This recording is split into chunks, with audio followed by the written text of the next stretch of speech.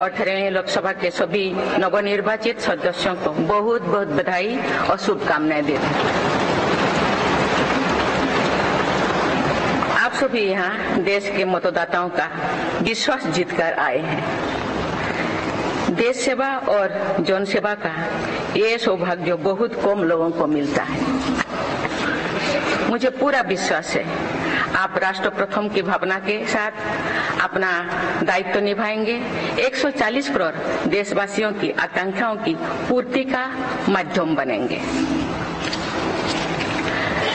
मैं श्री ओम बिरला जी को लोकसभा के अध्यक्ष की गौरवपूर्ण भूमिका के निर्वहन के लिए शुभकामनाएं देती हूँ।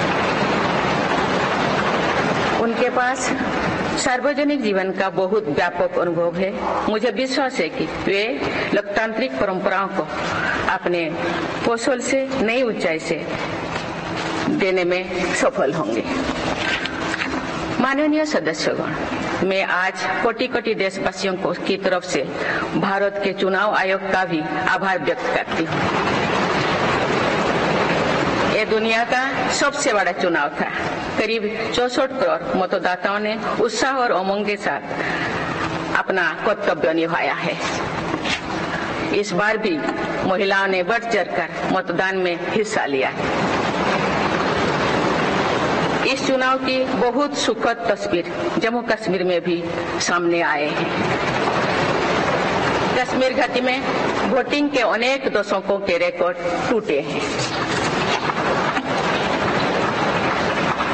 बीते 4 दशकों में कश्मीर में हमने बंद और हड़ताल के बीच कम मतदान का दौर ही देखा था।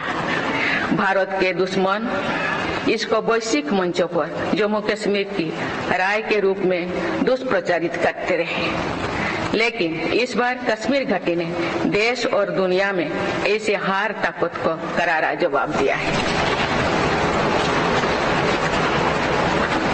पहली बार इस लोकसभा चुनाव में घर पर जाकर भी मतदान कराया गया है।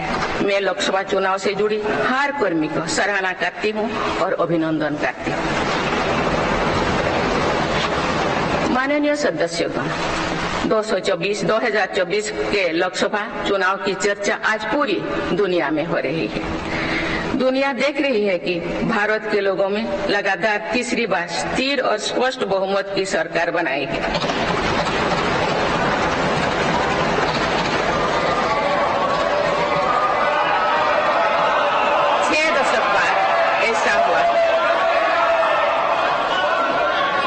छह दशक बाद ऐसा हुआ है। ऐसा समय में जो भारत के लोगों की आकांक्षाएं सर्वोच्च स्तर पर है, लोगों ने मेरी सरकार पर लगातार तीसरी बार भरोसा जताया।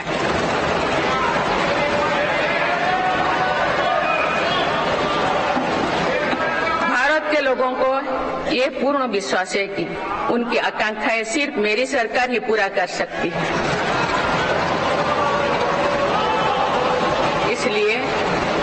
इसलिए 2024 का ये चुनाव नीति, नियत, निष्ठा और निर्णयों पर विश्वास का चुनाव रहा है। मजबूत और निर्णायक सरकार में विश्वास, सुशासन, स्थिरता और निरंतरता में विश्वास, ईमानदारी और कड़ी मेहनत में विश्वास, सुरक्षा और समृद्धि में विश्वास, सरकार की गारंटी और डिलीवरी पर विश्वास, विकसित भारत के संकल्प में विश्वास। मेरी सरकार ने 10 वर्षों से सेवा और सुशासन का जो मिशन चलाया है, ये उस पर मुहर है।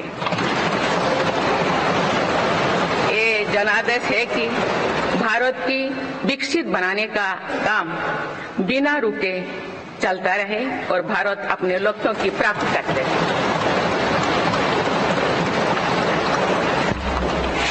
माननीय सदस्यगण, 18वीं लोकसभा कई मायनों में एक ऐतिहासिक लोकसभा है। ये लोकसभा अमृतकाल के शुरुआती वर्षों में गठित हुई है। ये लोकसभा देश के संविधान को अपनाने के 75वें वर्ष की भी साक्षी बनेगी। मुझे विश्वास है कि इस लोकसभा में जनकल्याण के फसलों का नवीन अध्याय लिखा जाएगा। आगामी सत्रों में मेरी सरकार अपने इस कार्यकाल का पहला बजट पेश करने जा रही है। ये बजट सरकार की दूरगामी नीतियों और फ्यूचरिस्टिक विजन का एक प्रभावी दस्तावेज होगा। इस बजट में बड़े आर्थिक और सामाजिक निर्णयों के साथ ही अनेक ऐतिहासिक कदम भी देखने को मिलेंगे। भारत के तेज विकास की जन आकांक्षाओं का पूरा करने के लिए रिफॉर्म्स की गति अब और तेज की जाएगी। मेरी सरकार का मत है कि दुनिया भर में निवेशकों को आकर्षित करने के लिए राज्यों में स्वस्थ स्पर्धा हो। यही कॉम्पिटिटिव कोऑपरेटिव फेडरलिज्म की सच्ची स्पिरिट है। राज्यों के विकास से देश का विकास, इसी भावना के साथ हम आगे बढ़ते रहेंगे। माननीय सदस्यगण, रिफॉर्म, परफॉर्म और ट्रांसफॉर्म के संकल्प ने आज भारत को दुनिया की सबसे तेजी से बढ़ने वाली अर्थव्यवस्था बना दिया है। 10 साल में भारत 11वें नंबर की अर्थव्यवस्था से ऊपर उठकर 5वें नंबर पर पहुंचा। साल 2021 से लेकर साल 2024 के बीच भारत में औसतन 8% की रफ्तार से विकास किया है और ये ग्रोथ सामान्य समय में नहीं हुई है। बीती वर्षों में हमने 100 साल की सबसे बड़ी आपात देखी। वैश्विक महामारी के कालखंड और विश्व के अलग अलग कोने में चल रही संघर्षों के बावजूद भारत ने ये विकास दर हासिल की है।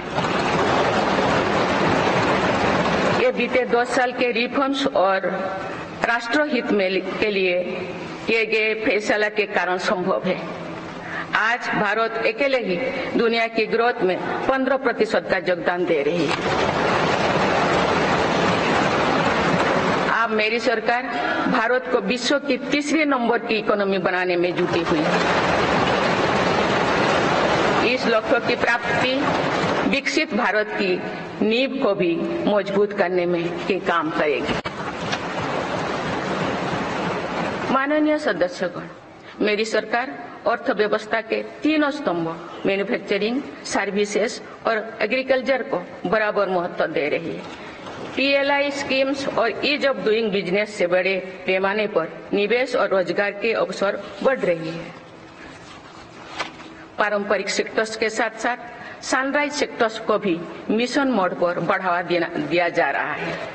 चाहे सेमीकंडक्टर हो या सोलर हो, चाहे इलेक्ट्रिक व्हीकल हो या इलेक्ट्रॉनिक्स गुड्स हो, चाहे ग्रीन हाइड्रोजन हो या बैटरीज हो, चाहे एयरक्राफ्ट कैरियर्स हो या फाइटर जेट्स हो, भारत इन सब सेक्टर्स में अपना विस्तार कर रहा है। लॉजिस्टिक्स कॉस्ट को कम करने के लिए भी मेरी सरकार लगातार प्रयास कर रही है। सरकार सर्विस सेक्टर को भी मजबूत करने में जुटे हैं। आज IT से लेकर टूरिज्म तक, हेल्थ से लेकर वेलनेस तक हर सेक्टर में भारत लीडर बन रहा है और इससे बड़ी संख्या में रोजगार और स्वरोजगार के नए मौके बन रहे हैं। माननीय सदस्यगण, पिछले 10 वर्षों में मेरी सरकार द्वारा ग्रामीण अर्थव्यवस्था के हर पहलू पर बहुत जोर दिया गया है। गांव में कृषि आधारित उद्योगों, डेयरी और फिशरीज आधारित उद्योगों का विस्तार किया जा रहा है। इसमें भी सहकारिता को प्राथमिकता दी गई है। सरकार किसानों उत्पाद संघ, FPO और पैक्स जैसे सरकारी संगठनों का एक बड़ा नेटवर्क बना रही है। छोटे किसानों की बड़ी समस्या भंडारण से जुड़े होती है, इसलिए मेरी सरकार ने सहकारिता क्षेत्र में दुनिया की सबसे बड़ी भंडारण योजना पर काम शुरू कर चुकी है। किसान अपने छोटे खर्चे पूरे करने के लिए इसके लिए PM किसान सम्मान निधि के तहत उन्हें 3,20,000 करोड़ रुपये से ज्यादा राशि दे सकते। मेरी सरकार के नए कार्यकाल के शुरुआत दिनों से ही किसानों को 20,000 करोड़ रुपया से अधिक की राशि ट्रांसफर की जा चुकी है। सरकार ने खरीफ फसलों के लिए एमएसपी में भी रिकॉर्ड वृद्धि की है। माननीय सदस्यगण, आज का भारत अपनी वर्तमान जरूरतों को ध्यान में रखते हुए अपनी कृषि व्यवस्था में बदलाव कर रहा है।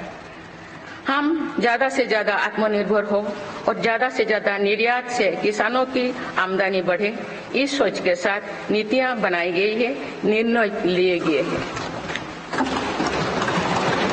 जैसे भारत दलहन और तिलहन में दूसरे देशों पर निर्भरता कम करने के लिए देश के किसानों को हर संभव मदद दे रहे हैं। ग्लोबल मार्केट में किस तरह के फूड प्रोडक्ट की डिमांड ज्यादा है, इसके आधार पर नई रणनीति बनाई जा रही है। आजकल ऑर्गेनिक उत्पादों को लेकर दुनिया में डिमांड तेजी से बढ़ रही है। भारत के किसानों के पास इस डिमांड को पूरा करने के पूरा भरपूर क्षमता है। इसलिए सरकार प्राकृतिक खेती और इससे जुड़ी उत्पादों की सप्लाई चेन को सशक्त कर रही है। ऐसे प्रयासों से किसानों का खेती पर होने वाला खर्च भी कम होगा और उनकी आय भी और बढ़ेगी। माननीय सदस्यों, आज का भारत दुनिया की चुनौतियां बढ़ाने के लिए नहीं बल्कि दुनिया को समाधान देने के लिए माना जाता है।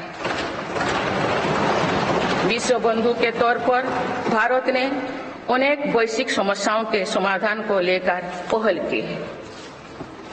जलवायु परिवर्तन से लेकर खाद्य सुरक्षा तक, पोषण से लेकर सस्टेनेबल एग्रीकल्चर तक हम अनेक समाधान दे रहे हैं। हमारे मोटे अनाज श्रीअन्न की पहुंच सुपर फूड के तौर पर दुनिया के कोने कोने में हो, इसके लिए भी अभियान चल रहा है। भारत की पहल पर पूरी दुनिया ने वर्ष 2023 में इंटरनेशनल मिलेट्स ईयर मनाया है। आपने देखा है, हाल ही में पूरी दुनिया ने अंतर्राष्ट्रीय योग दिवस भी मनाया है। भारत की इस महान परंपरा की प्रतिष्ठा विश्व में लगातार बढ़ रही है। योग और आयुष को बढ़ावा देकर भारत एक स्वस्थ विश्व के निर्माण में मदद कर रही है। मेरी सरकार ने रिन्यूएबल एनर्जी की क्षमता भी कई गुना बढ़ाई है। हम जलवायु से जुड़े लक्ष्यों को निर्धारित समय से पहले प्राप्त करने की दिशा दिखा रहा है।